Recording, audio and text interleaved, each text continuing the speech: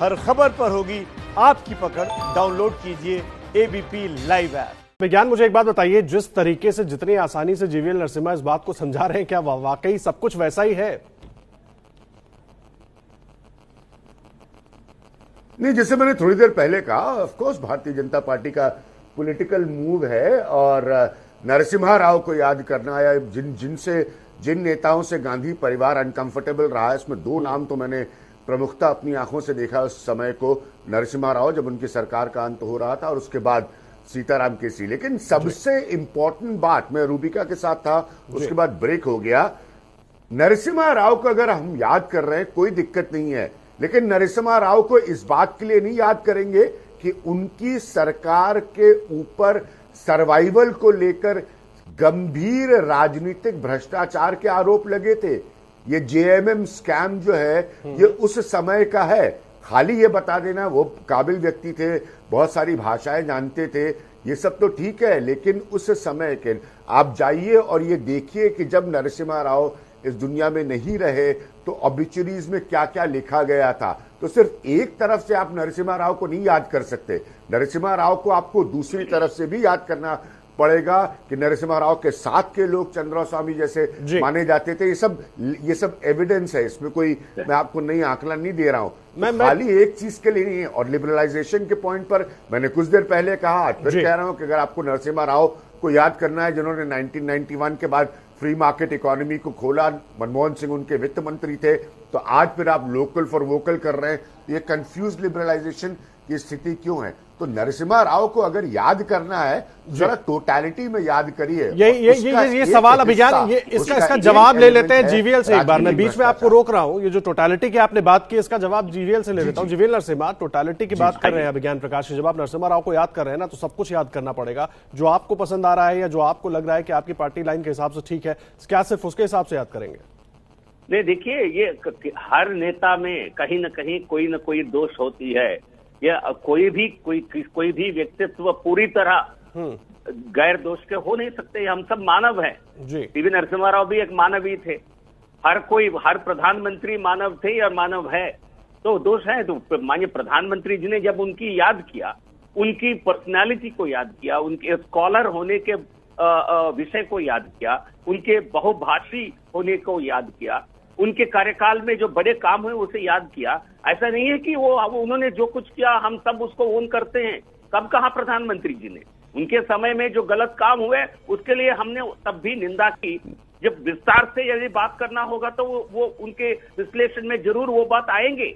But लेकिन उन दोष के कारण पूरे व्यक्ति फिर क्या इंदिरा गांधी, राहुल गांधी, ये नहीं, चलिए, दोष आप नहीं अपनाना चाहते, कोई बात नहीं, लेकिन और भी बातें कही अभिज्ञान ने। उन्होंने कहा कि जिस आप इकोनॉमिक रिफॉर्म्स की बात कर रहे हैं उसकी जिस तरह से उन्होंने शुरुआत की थी और अभी हम जिस स्थिति से जूझ रहे हैं, तो हम वहां भी तो उसको स्वीकार कर सकते हैं ना, या कोशिश कर सकते हैं, या उससे कम से कम एक क्लू निकाल सकते हैं कि हमारे लिए बेहतर क्या हो सकता है। मैं ये नहीं कह रहा कि सब कुछ आप वैसे का वैसे ही उठाकर अपनी थाली में रख लीजिए।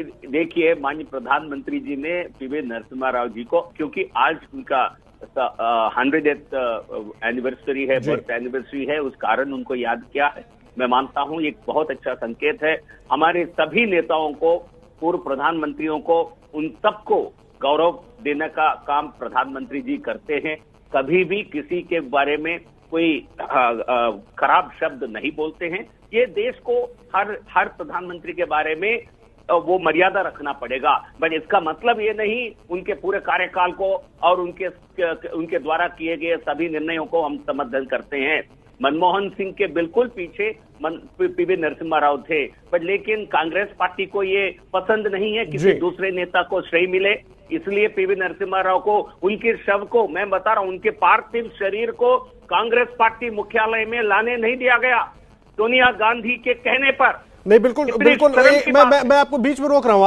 आप प्रधानमंत्री की बात कर रहे हैं, जो भी पूर्व प्रधाधानमंत्री थे सबकी आप बात कर रहे हैं। जीवीएल, आज माफी मांगना चाहिए। मैं बड़े बात कह रहा हूँ, आप मुझे टोके मत अभी। चलिए, बोलिए, पूरी कीजिए अपनी बात। एक कांग्रेस के पूर्व प्रधानमंत्री जो 5 साल सरकार चलाए, जो कांग्रेस के अध्यक्ष रहे हैं, उनके प्रधानमंत्री के कार्यकाल में जब उनकी मृत्यु हो जाती है, कांग्रेस पार्टी ने, सोनिया गांधी ने आदेश दिया था कि उनकी पार्थिव शरीर पार्टी मुख्यालय में लाया नहीं जा जी। सकता है, सीधा उनको हैदराबाद भेज दो। ये परिवार के कहने पर भी उन्होंने मना किया, नहीं आने देंगे पार्टी के मुख्यालय में। ये नहीं तो इतनी घृणा क्यों है? उस परिवार से दूरी है इसलिए वो आप उनके करीब जा रहे हैं, ऐसा है क्या? नहीं, बिल्कुल नहीं है। हम हर प्रधानमंत्री, हर कांग्रेस के गैर कांग्रेस प्रधानमंत्री जिनको वो गुणगान ऑलरेडी बहुत कुछ गाते हैं। नहीं चलिए, उसके लिए मैं हमें बीच में रोक रहा हूं जीवीएल, एक मिनट मेरी बात सुन लीजिए। आप हर प्रधानमंत्री की बात कर रहे हैं, अब तक आपने कई बार हर प्रधानमंत्री की बात की है। मैं अभिज्ञान को चर्चा में ला रहा हूं। अभिज्ञान, क्या राजीव गांधी प्रधानमंत्री नहीं थे? क्या जवाहरलाल नेहरू प्रधानमंत्री नहीं थे? बस इतना सा सवाल है मेरा। उनका पूरा गुणगान कांग्रेस गाती है ना। इसका जवाब ले लीजिए। अभिज्ञान से मैंने ये सवाल बहुत अच्छा सवाल है। बहुत अच्छा सवाल है आपको। तो देखिए, ये जैसे मैंने कुछ, जब प्राइम मिनिस्टर ने ये बात रखी आज नरसिम्हा राव के बारे में, मैंने एक किताब दिखाई कि देखिए उस समय मुझे 1996 में किसी ने किताब दी थी कि आफ्टर राव हु, यानी कि उस समय 96 में प्रश्न उठता था कि नरसिम्हा राव के बाद क्या होगा। तो देखिए ये सब ये पॉलिटिकल पॉइंट है, ये पॉलिटिकल पॉइंट है नरसिम्हा राव को लेकर मसला उठाने का। ये भारतीय जनता पार्टी का पॉलिटिकल पॉइंट है, इसमें कोई दो राय नहीं है कि वो इसका उनको याद करके वो राजनीतिक पॉइंट्स स्कोर करना चाहती है भारतीय जनता पार्टी, और ये राजनीति है। यहां पर कोई अलग सी चीज नहीं हो रही है। मुझे एक बात बताइए। मैं अभिज्ञान मैं बस बीच में जोड़ रहा हूं। राजीव गांधी भी प्रधानमंत्री थे, जवाहरलाल नेहरू भी प्रधानमंत्री थे, और जीवीएल नरसिम्हा बार बार ये हमसे कह रहे हैं कि जब भी बीजेपी की तरफ से पूर्व प्रधानमंत्रियों की बात की जाती है तो उनके लिए कुछ भी गलत नहीं कहा जाता है। एबीपी न्यूज आपको रखे आगे।